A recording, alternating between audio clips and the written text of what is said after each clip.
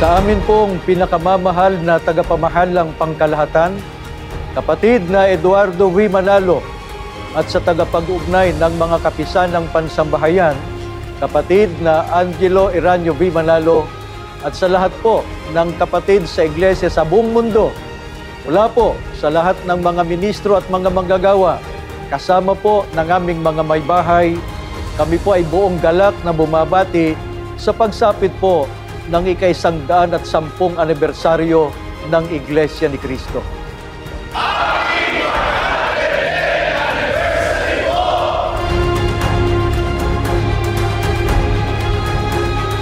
Happy 110th anniversary po!